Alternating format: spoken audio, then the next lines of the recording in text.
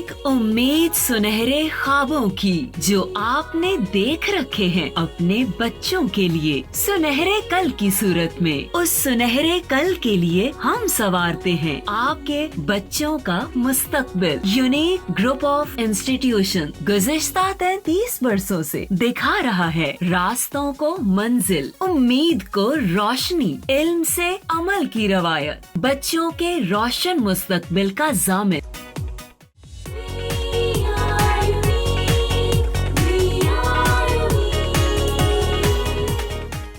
बिस्मिल्लाहिर्रहमानिर्रहीम। अस्सलाम वालेकुम स्टूडेंट्स, कैसे हैं आप लोग? जी बेटा, in previous lecture number 42 we have studied introduction to reproduction and methods of asexual reproduction हमने स्टार्ट किया था। तो मेथड्स ऑफ एसेक्सुअल रिप्रोडक्शन में अप टिल नाउ हमने जस्ट एक मेथड को डिस्कस किया था, दैट वाज बाइनरी फिजन। हमने अभी तक बाइनरी फिजन को बेटा डिस्कस किया था। अब हम बाकी जो मेथड्स हैं मैंने यहाँ पे एनलिस्ट कर दिए हैं एज की पॉइंट आज के लेक्चर के। हम इनको जो है वो तमाम मेथड्स को आज ही इंशाअल्लाह अज़ीज़ को कवर करने की कोशिश करते हैं।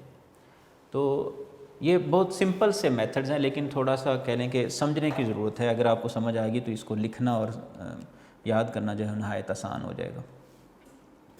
तो मेथड्स ऑफ एसेक्सुअल रिप्रोडक्शन आज का हमारा टॉपिक है फ्रॉम चैप्टर 14 रिप्रोडक्शन। आपका ऑलमोस्ट पेज नंबर 71 जो है उससे ये स्टार्ट हो रहा है। 71 72 यहाँ से जो है वो, तो पेज नंबर 70 से रिप्रोडक्शन का चैप्टर आपका स्टार्ट हुआ है। आज हम डिस्कस कर रहे हैं बेटा बाइनरी फिशन से नेक्स्ट मल्टीपल फिशन या मल्टीपल फिजन। तो मल्टीपल फिजन जो है ये ऑल्दो आपके ब्लू बॉक्स हम इसको बोलते हैं उसमें इसको मेंशन किया गया, लेकिन ये भी एक मेथड है ऑफ एसेक्सुअल रिप्रोडक्शन। हम इससे डिनाई नहीं कर सकते कि ये एसेक्सुअल रिप्रोडक्शन का मेथड नहीं है। मोस्टली हमने देखा कि बाइनरी फिजन जो है it occurs in prokaryotes, unicellular eukaryotes like amoeba and in invertebrates. आज हम डिस्कस करने जा रहे हैं बेटा मल्टीपल फिजन को। ये हमारा overall second asexual reproduction method है। मैं उसी तरह से इसको एनलिस्ट करता हूँ जैसे हमने नंबरिंग इसकी की हुई है। मल्टीपल फिजन,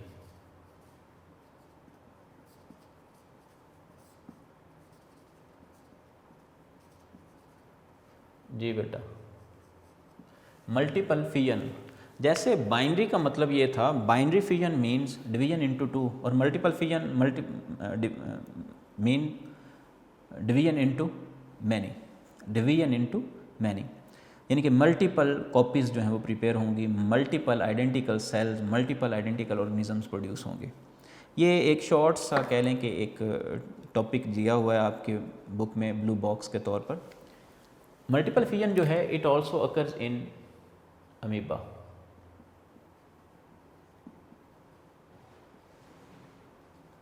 अमीबा के अंदर ये अकर होती मल्टीपल फिजन। मल्टीपल फिजन जो है इसका क्या तरीक़ाकार है? बाज़ दफ़ा ऐसा होता है कि ये लेट से अमीबाइडल सेल है, ये एक अमीबाइडल सेल है।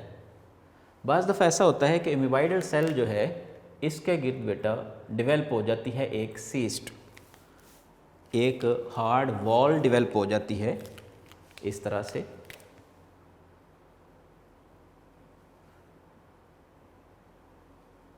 इसको हम बोलते हैं सीस्ट।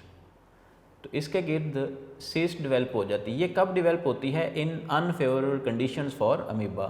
जब अमीबा अनफेवरेबल कंडीशंस में होते हैं तो उस वक्त इसके गिर्द जो है एक सीस्ट डेवलप हो जाती है। ठीक है जी, ये सीस्ट है और कब प्रोड्यूस होती है? इन अनफेवरेबल कंडीशंस फॉर अमीबा। कि अमीबा की ग्रोथ के लिए, अमीबा की कह लें कि बका के लिए, उसके लिए जो है वो एक प्रॉपर एनवायरनमेंट मौजूद नहीं होता। दैट्स वाई वो अपने गिर्द जो है वो एक सीस्ट को डेवलप कर लेता। ये सीस्ट जो है ये तब तक जो है वो कायम रहेगी जब तक फेवरेबल कंडीशंस नहीं आ जाती फॉर अमीबा। इस दौरान क्या होता है, जैसे ही ये सेल जो है वो फेवरेबल कंडीशंस में, जैसे ही फेवरेबल कंडीशंस होती हैं तो फिर ये जो अमीबा है जिसका गिर्द सीस्ट है, इसका न्यूक्लियस जो है वो कई एक न्यूक्लियाई में डिवाइड हो जाता है। इसका इनिशियली जो है वो न्यूक्लियस कई एक न्यूक्लियाई में डिवाइड होगा। ये कई एक न्यूक्लियाई जो हैं वो यहाँ पे मौजूद हैं। तो एक न्यूक्लियस जो है वो कई न्यूक्लियस में डिवाइड हो गया। हम प्लूरल फॉर्म जो है वो न्यूक्लियाई का वर्ड इस्तेमाल कर रहे हैं। तो ये कई न्यूक्लियाई जो हैं वो एक अमीबाइडल सेल के अंदर जो है वो मौजूद हैं at the time of favourable condition. जब फेवरेबल कंडीशन जो है वो वापस आई हैं तो अब क्या हुआ कि इसमें डिवीजन होगी और इसकी सीस्ट जो है वो आहिस्ता आहिस्ता ब्रेकअप होना शुरू हो जाएगी। ये सीस्ट जो है ये ब्रेकअप होना शुरू हो जाएगी। इसके गिर्द जो सीस्ट डेवलप थी हार्ड वॉल, ये ब्रेक होना शुरू हो जाएगी।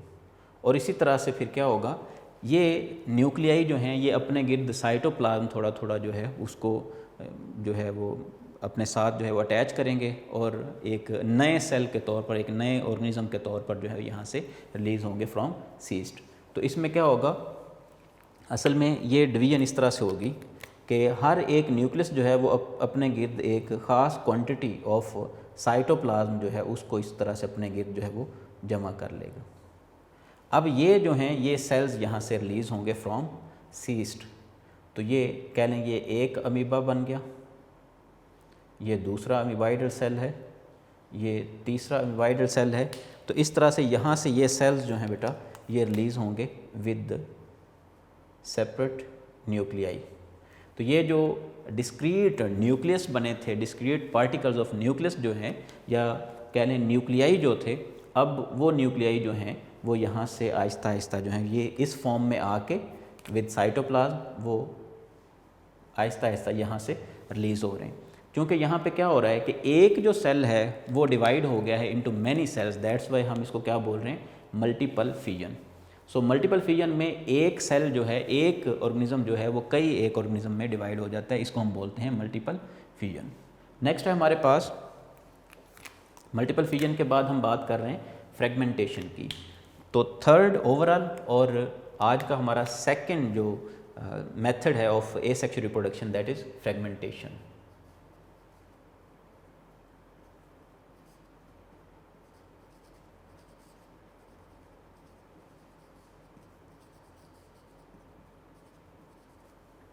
फ्रेगमेंटेशन, वैसे फ्रेगमेंट्स क्या होते हैं? फ्रेगमेंट्स से मुराद पार्ट है, पीस है। तो फ्रेगमेंटेशन से मुराद क्या है फिर यहाँ पे? अगर हम बायोलॉजिकली देखें तो आपकी बुक के अकॉर्डिंग अगर हम देखें तो कह रहा है कि डिवीजन इनटू 8 और 9 पीसेस। बाज़ दफ़ा ऐसा होता है कि कुछ इनवर्टिब्रेट्स लाइक प्लेनेरियंस वो 8 to 9 पीसेस में डिवाइड हो जाते हैं, 8 to 9 फ्रेगमेंट्स में डिवाइड हो जाते हैं। इसको हम बोलते हैं प्रोसेस ऑफ फ्रेगमेंटेशन। ये भी एसेक्सुअल रिप्रोडक्शन का एक मेथड है। ज़रा देखें फ्रेगमेंटेशन में वो कह रहा है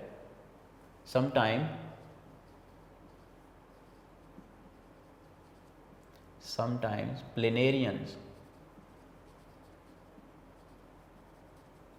divide into 8 or 9 fragments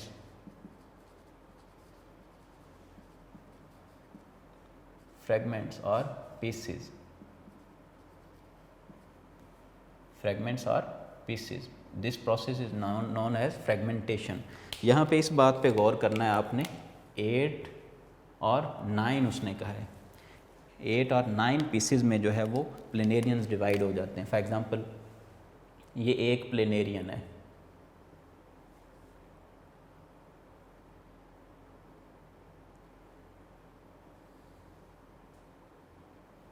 ये एक प्लेनेरियन है, ये 8 to 9 पीसेस में इस तरह से डिवाइड हो जाएगा, 8 to 9 पीसेस में।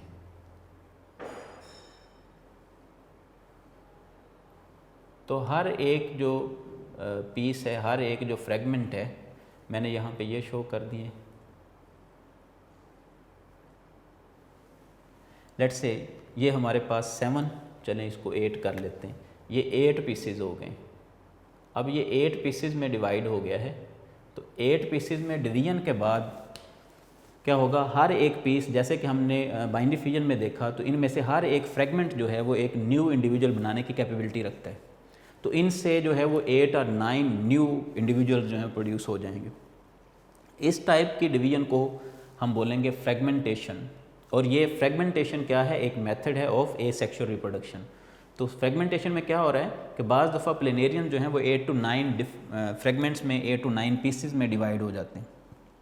ये है फ्रेगमेंटेशन। बाइनरी फ्यूजन भी हो रही है इसी मेथड से, और इसी मेथड से जो है वो फ्रेगमेंटेशन भी हो रही है इन प्लेनेरियंस, फ्लैटवर्म्स।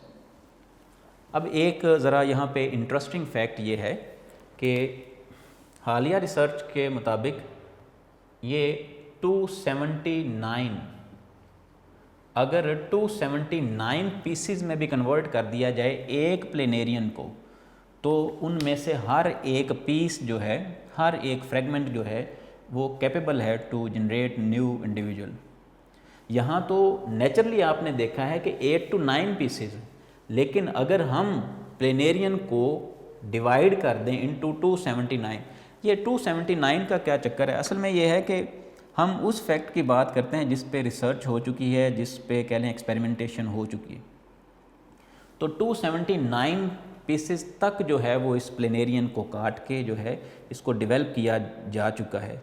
सो एक प्लेनेरियन को इवन 279 पीसेस में भी डिवाइड कर दिया जाए तो फिर भी इनमें से हर एक पीस जो है वो एक न्यू प्लेनेरियन को डेवलप करवाने की कैपेबिलिटी रखते हैं। तो ये है हमारे पास फ्रेगमेंटेशन। सो फ्रेगमेंटेशन नेचुरली तो 8 to 9 पीसेज हैं, लेकिन अगर हम फ्रेगमेंटेशन करवाते हैं तो इससे भी ज़्यादा पीसेज अगर हम कर दें प्लेनेरियन के, तो प्लेनेरियन जो हैं वो उनमें से हर एक पीस जो है वो न्यू ऑर्गेनिज्म को प्रोड्यूस करने के कैपेबल है।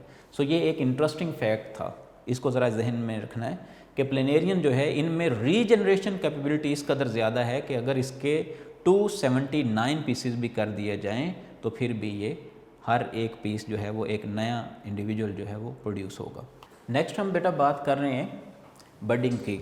अप टिल नाउ हमने पढ़ लिया है बाइनरी फ्यूजन कल के लेक्चर में, यानी कि प्रीवियस लेक्चर नंबर 42 में।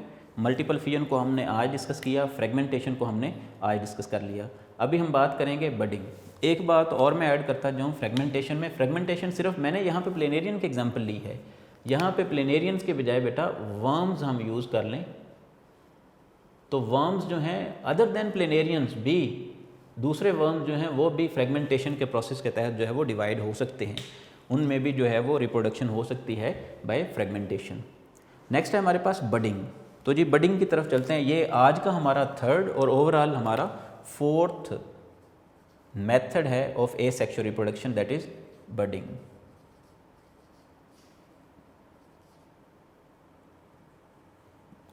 बडिंग क्या चीज़ है?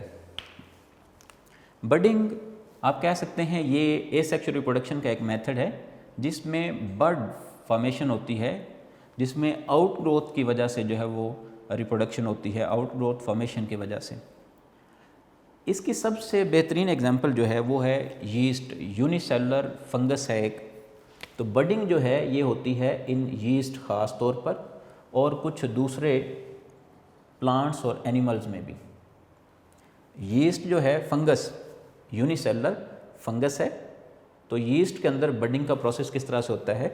यीस्ट में इसका जो ये लेट्स से ये यीस्ट का एक सेल है, तो यीस्ट का सेल जो है इसमें एक आउटग्रोथ इनिशियली जो है वो एक आउटग्रोथ डेवलप होना शुरू हो जाएगी। इसका साइटोप्लाज्म जो है वो कह लें कि फैलना शुरू होगा और इसमें एक आउटग्रोथ जो है वो डेवलप होना शुरू हो जाएगी इस तरह से। इसको बेटा हम बोलते हैं बड। ये है बड। तो चूंकि ये बड फॉर्मेशन से या आउटग्रोथ जो है, ये आउटग्रोथ या हम इसको नाम दे रहे हैं बड का,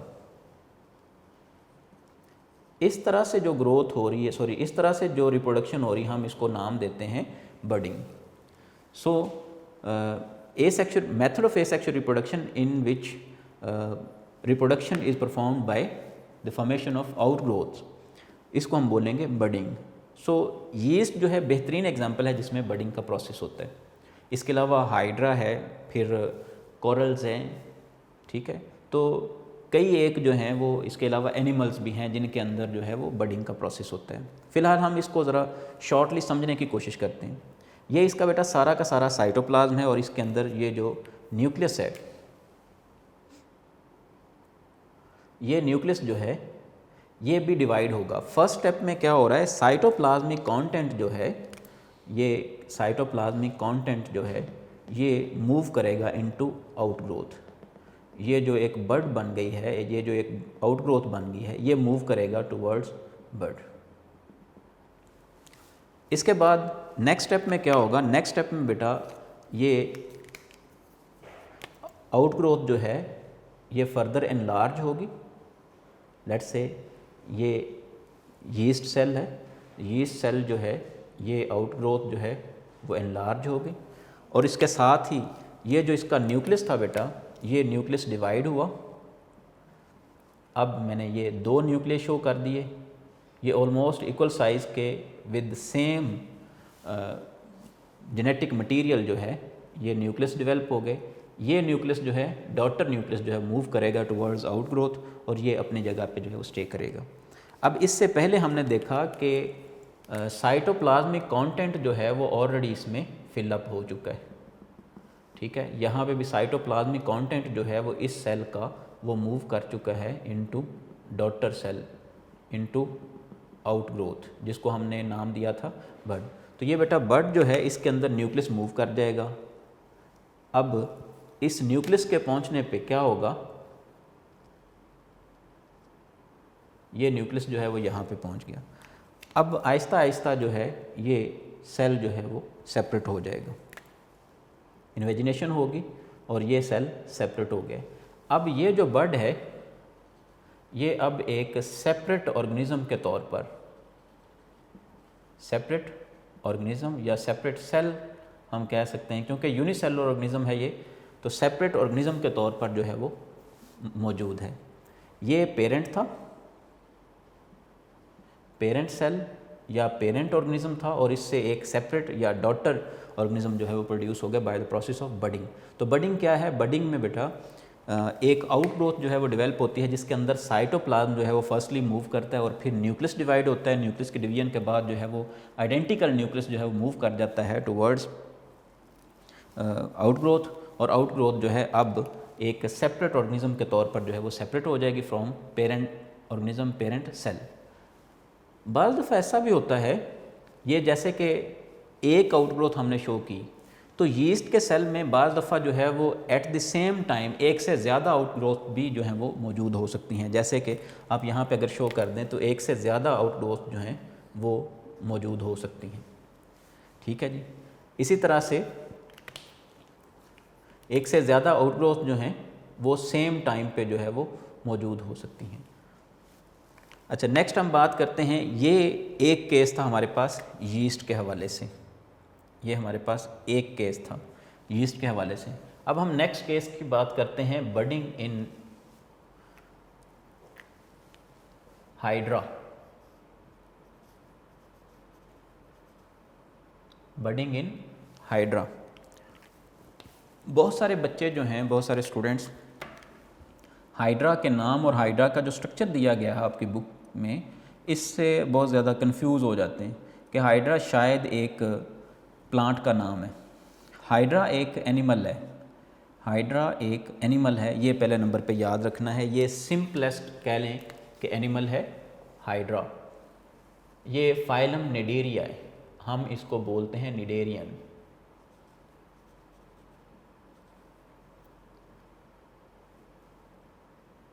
हाइड्रा एक इनवर्टिब्रेट है, हाइड्रा एक इनवर्टिब्रेट एनिमल है,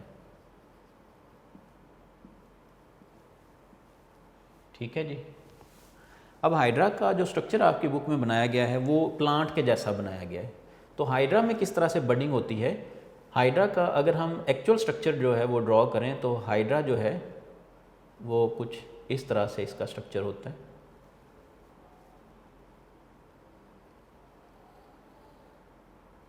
हाइड्रा चूँकि रॉक्स वगैरह के साथ सेसाइल कंडीशन में, यानी कि रॉक्स वगैरह के साथ जुड़ के सारी ज़िंदगी गुजार देता है, इसलिए उसने इसको जो है वो प्लांट लाइक जो है वो शो किया हुआ है। ये इसके टेंटेकल्स हैं जिनकी मदद से ये अपने शिकार को जो है वो प्रे करता है। ये इस तरह से। तो समझने के लिए मैंने इसको मज़ीद सिंपल बना दिया है। ये इसकी कह लें कि सिंगल ओपनिंग है जिसके ज़रिए से मटेरियल जो है फूड मटेरियल को ये इनटेक करता है। चूँकि ये एक्वेटिक एनिमल है, एक ही जगह पे ये रॉक वगैरह के साथ अटैच होकर सारी ज़िंदगी गुजार देता है सेसाइल कंडीशन में। इसमें किस तरह, इसमें फिर ये इसका स्टमक और कह लें गैशियस एक्सचेंज के लिए सिंगल कैविटी है जिसको हम गैस्ट्रोवेस्कुलर कैविटी बोलते हैं। बहरहाल हमारा कंसर्न यहाँ पे ये नहीं है, हमारा कंसर्न है इसमें रिप्रोडक्शन किस तरह से होती है। तो हाइड्रा जो है इसमें आउट ग्रोथ स्टार्ट हो जाएगी like in as in yeast हमने अभी पढ़ा, इसी तरह से इसमें भी आउट ग्रोथ स्टार्ट हो जाएगी। लेट्स से किसी भी पॉइंट से इसमें आउट ग्रोथ स्टार्ट हो जाएगी। ये एक कह लें कि नया ऑर्गेनिज्म जो है वो इसके साथ डेवलप हो रहा है।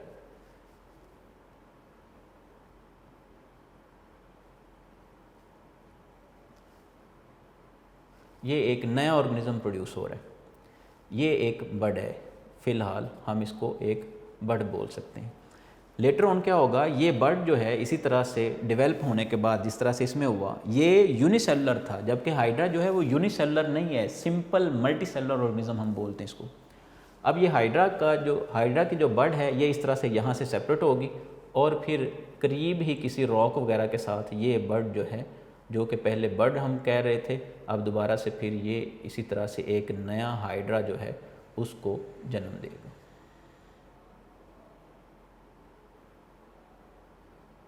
ठीक हो गया जी। तो ये है डॉटर, ये डॉटर हाइड्रा ऑर्गेनिज्म है। एक बात फिर से, हाइड्रा एनिमल है, प्लांट नहीं है।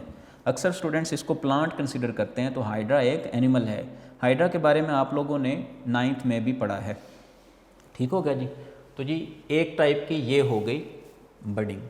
अब तीसरी टाइप जो आपकी बुक में उसने डिस्कस की है वो है बडिंग इन कोरल्स। बडिंग इन कोरल्स। कोरल्स के केस में बडिंग थोड़ी डिफरेंट होती है। किस तरह से डिफरेंट होती है? होगा यही प्रोसेस बडिंग का। हमने यहाँ पे देखा कि बडिंग में यहाँ पे जो है वो बर्ड डेवलप हुई, उसके बाद जो है वो सेपरेट होगी। यहाँ पे बर्ड डेवलप हुई, फिर सेपरेट होगी और इसने एक नया ऑर्गेनिज्म जो है वो इम्प्लांट कर दिया यहाँ पे।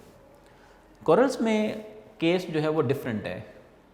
कोरल्स में केस थोड़ा डिफरेंट है। ये सिलेंट्रेट्स हैं, यानी कि ये भी एनिमल्स हैं। तो कोरल्स के अंदर जो केस डिफरेंट किस लिहाज से है, लेट्स से ये एक कोरल है, मैं जस्ट समझाने के लिए आपको जो है वो यहाँ पे मेंशन कर रहा हूँ। ये कोरल है, तो कोरल जो है इसके ऊपर जो बर्ड डेवलप होगी वो इसके साथ अटैच रहेगी। ये लेट्स से बर्ड डेवलप हुई है तो ये बेटा इसके साथ ही अटैच रहेगी। नेक्स्ट जो है, नेक्स्ट बर्ड डेवलप होगी तो वो भी इसके साथ ही इस तरह से अटैच होगी।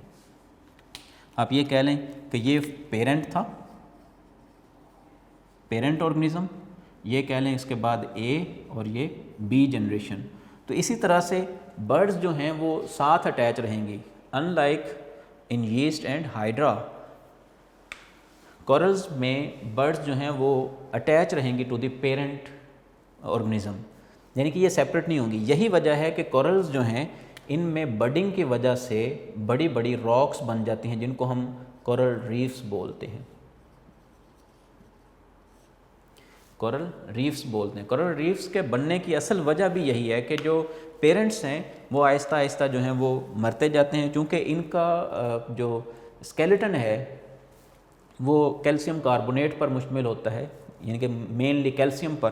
तो ये जैसे जैसे मरते जाते हैं तो ये रॉक बनाते जाते हैं। ये इनके साथ जो है नए ऑर्गेनिज्म जो हैं वो अटैच होते जाते हैं। बर्ड्स जो हैं वो नई अटैच होती जाती हैं, ये डीटैच नहीं होती लाइक हाइड्रा एंड यीस्ट। उसके बाद है जी बेटा, नेक्स्ट है हमारे पास स्पोर फॉर्मेशन।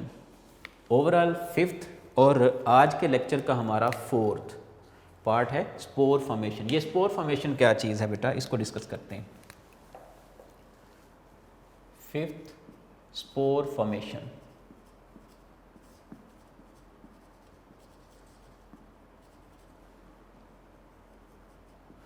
स्पोर फॉर्मेशन, नाम से जाहिर है स्पोर्स का बनना। ये स्पोर्स क्या हैं? स्पोर्स आप इनको कह सकते हैं कि ये एंशियंट टाइप के सीड्स हैं। याद रखना, मैं इनको सीड्स नहीं कह रहा, प्रॉपर सीड्स और होते हैं, ये एंशियंट टाइप के सीड्स हैं। तो जो एंशियंट प्लांट्स थे वो सीड्स प्रोड्यूस नहीं करते थे, तो वो स्पोर्स के ज़रिए से जो हैं वो रिप्रोडक्शन परफॉर्म करते थे। तो स्पोर फॉर्मेशन जो है ये भी एक एसेक्सुअल रिप्रोडक्शन का मेथड है। स्पोर फॉर्मेशन जो है इसमें क्या होता है, उसने आपकी बुक में एग्जांपल दी है कि जैसे कि ब्लैक मोल्ड जिसको हम बोलते हैं राइजोपस, वो कह रहा है राइजोपस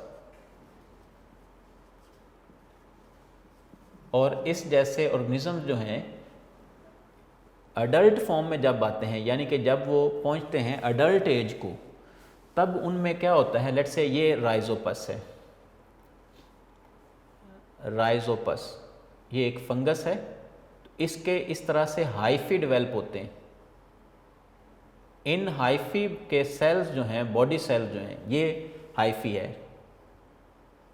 हाइफी हम बोलते हैं फंगस जो है, फंगस थ्रेड्स पर मुश्तमिल होती है। कोई भी फंगस जो है वो उसका जो बॉडी है वो थ्रेड लाइक मटेरियल पर मुश्तमिल है। इन थ्रेड लाइक मटेरियल को, इन थ्रेड्स को हम हाइफा बोलते हैं, सिंगल हाइफा और ज़्यादा हैं तो हाइफी।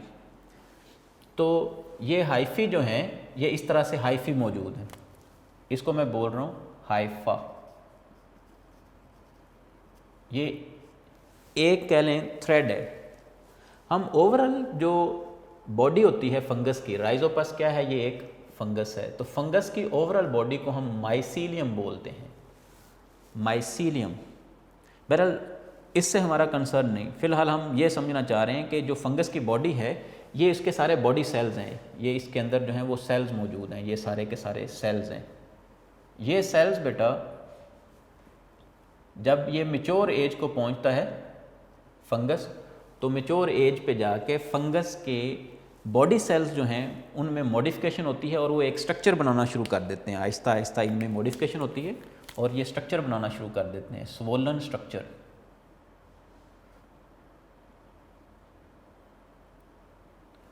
मॉडिफिकेशन होती है और स्वोलन स्ट्रक्चर बना देते हैं। इसको हम बोलते हैं स्वोलन स्ट्रक्चर को स्पोरेंजियम। स्पोरेंजियम क्योंकि इन फ्यूचर इस स्पोरेंजियम, इस स्वोलन स्ट्रक्चर के अंदर बेटा प्रोड्यूस होंगे स्पोर्स, हम इसलिए इसको नाम देते हैं स्पोरेंजियम।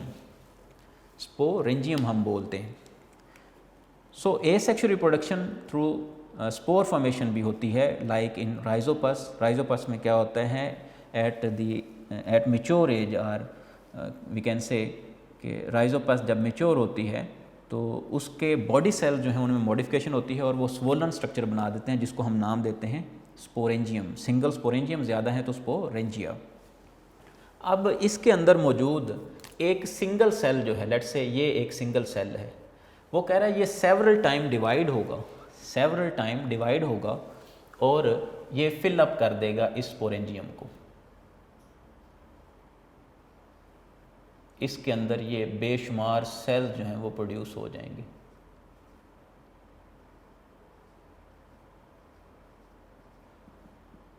ये हर एक सेल जो है अब एक स्पोर है,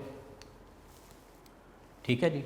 एक सिंगल सेल जो है, सिंगल सेल में सेवरल टाइम डिवीजन से बेशुमार सेल्स बन जाएंगे। ये सेल जो हैं ये होंगे विद थिक वॉल, ये थिक वॉल के साथ मौजूद होंगे। मैं चंद एक पे शो कर देता हूँ, ये इनके गिर्द जो है वो एक थिक वॉल होगी।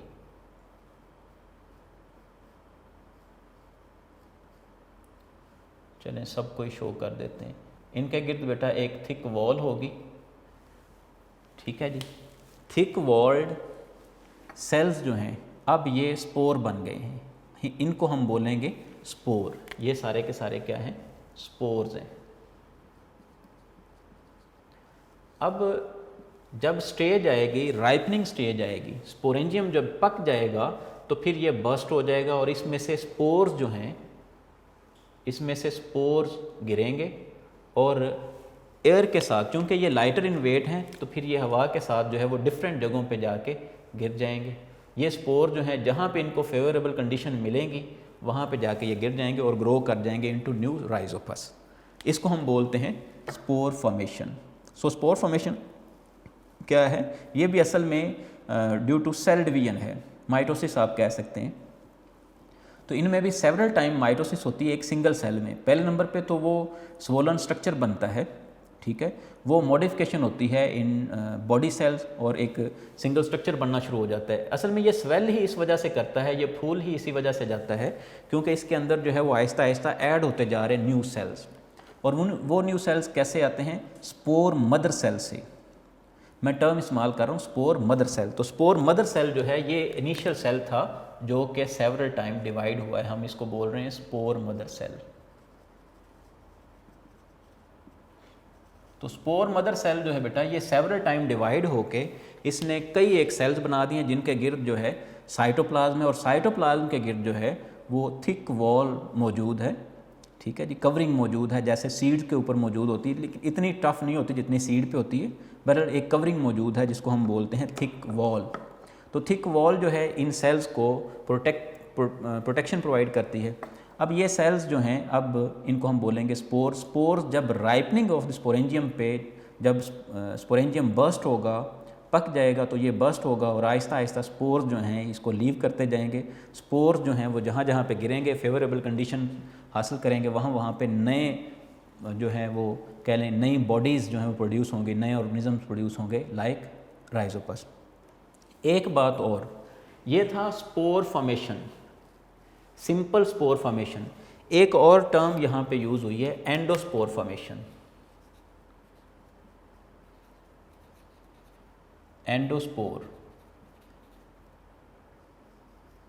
एक तो हमने बोला जस्ट स्पोर, तो दूसरा एक टर्म है एंडोस्पोर। स्पोर और एंडोस्पोर में क्या डिफरेंस है? एंडोस्पोर जो है वो कह रहा है बाज़ दफ़ा ऐसा होता है कि जो बैक्टीरियल सेल्स हैं, बैक्टीरियल सेल्स हैं बेटा, लेट्स से ये बैक्टीरियम है, तो बैक्टीरियम जो है अपना genetic material in unfavourable conditions, ये बैक्टीरियल सेल है, तो इन अनफेवरेबल कंडीशन बैक्टीरियम जो है वो अपना जेनेटिक मटेरियल एक सीस्ट के अंदर जो है वो जमा कर लेता है। लेट्स से ये सीस्ट बन गई है, इसको बेटा हम नाम देंगे ये है एंडोस्पोर। बाकी जो इसका सारा का सारा मटेरियल है वो अनफेवरेबल कंडीशंस की वजह से ये यहाँ से लेट्स से ये सारा का सारा मटेरियल है साइटोप्लाज्म है, तो इसका साइटोप्लाज्म जो है वो डिस्ट्रॉय हो जाएगा अनफेवरेबल कंडीशंस की वजह से। लेकिन ये जो अंदर मटेरियल बना है जिसको हमने नाम दिया है एंडोस्पोर, ये अनफेवरेबल कंडीशंस में भी बरकरार रहेगा, और जब फेवरेबल कंडीशंस आएंगी तो इसी जेनेटिक मटेरियल यानी कि इसी एंडोस्पोर से एक नया बैक्टीरियम फिर से बन जाएगा। फिर से बात रिपीट कर रहा हूँ। अब ये आप देखें स्पोर फॉर्मेशन में बेटा क्या हो रहा है कि स्पोर फॉर्मेशन का एक प्रॉपर मैकेनिज्म मैंने आपको समझा दिया कि वो एक स्पोरेंजियम के अंदर स्पोर्स प्रोड्यूस हो रहे हैं, ठीक है जी। स्पोर मदर सेल डिवाइड होता है सेवरल टाइम और स्पोर्स बना देता है, बर्स्ट होता है, और फिर इस तरह से स्पोर्स जो हैं वो जहाँ जहाँ पे गिरते हैं और नए माइसीलियम जो है प्रोड्यूस कर देते हैं, नई फंगस या नई राइजोपस को जन्म देते हैं।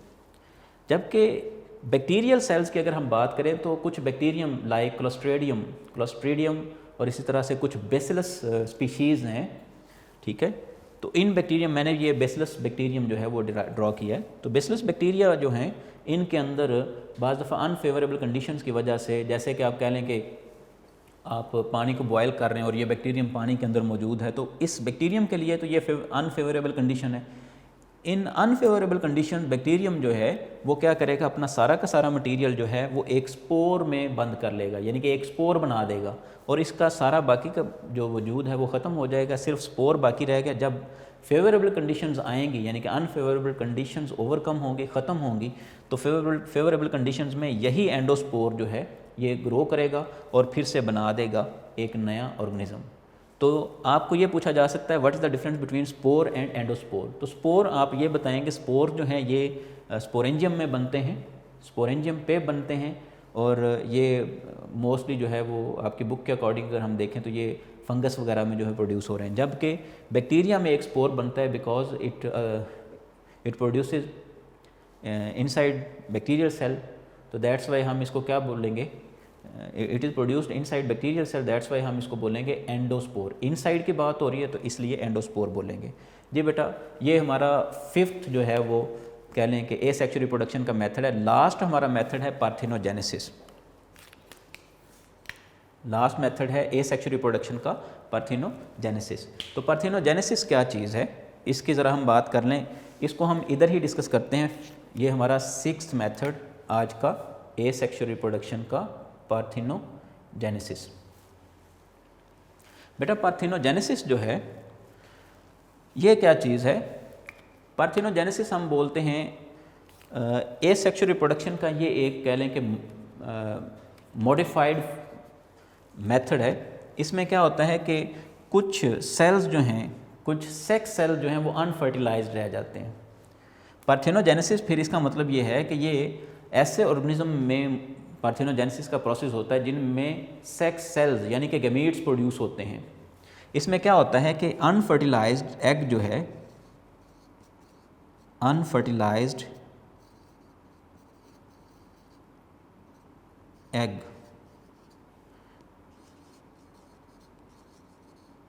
converted, an unfertilized egg is converted, an unfertilized egg is converted into or developed into new offspring। इस मेथड में एक अनफर्टिलाइज्ड एग जो है वो डेवलप हो जाता है इनटू ऑफस्प्रिंग। इस टाइप की जो रिप्रोडक्शन है इसको हम बोलते हैं पार्थिनोजेनेसिस।